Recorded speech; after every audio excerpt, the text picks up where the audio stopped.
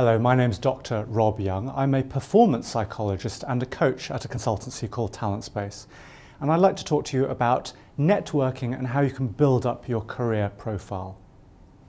Now, some people think that they can't be very good networkers because they're too reserved, too quiet, or perhaps too introverted. However, research actually shows that you don't have to be massively extroverted to succeed at this. For example, a recent study looked at the personality profiles of high-performing, very successful salespeople. And they found that the top salespeople were not actually very extroverted. Neither were they very introverted, but they were somewhere in the middle, what the researchers called ambiverts. Now, you may think that you don't actually need to sell a product or a service in terms of your work, but networking is about promoting you rather than a product. So the point is that the most successful people don't have to be incredibly extroverted. It's people somewhere in the middle who can do very well at this.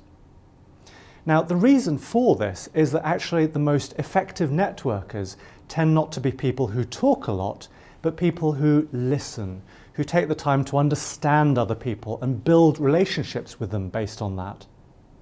So one thing that you can do if you're nervous about networking, say before going to a conference, is to prepare some questions that will encourage other people to talk about themselves.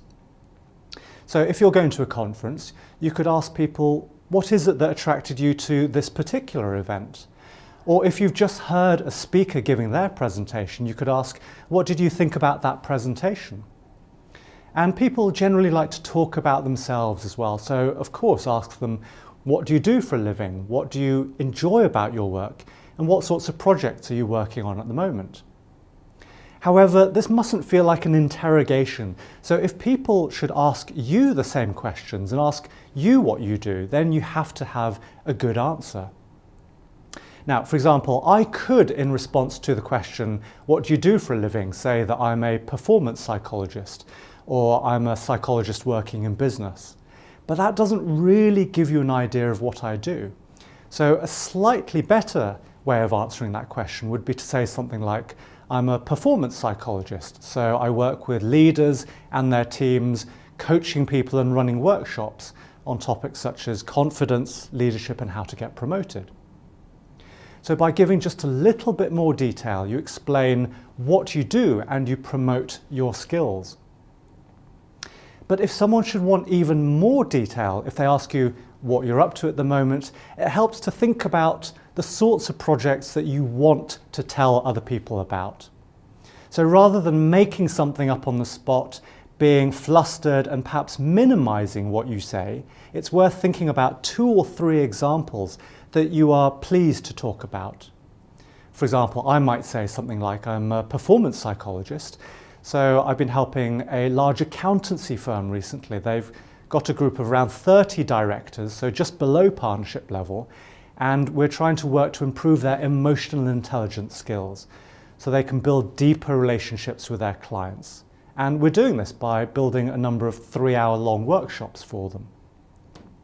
So by doing this, you are just having some ammunition at the ready in case other people should be interested in you.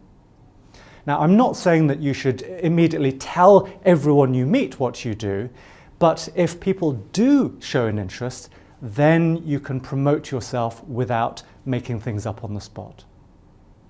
So in summary, I feel that everyone can get better at networking. And the way to do this is to prepare some questions that you can ask other people, but then also to rehearse some answers that you might give to those very same questions.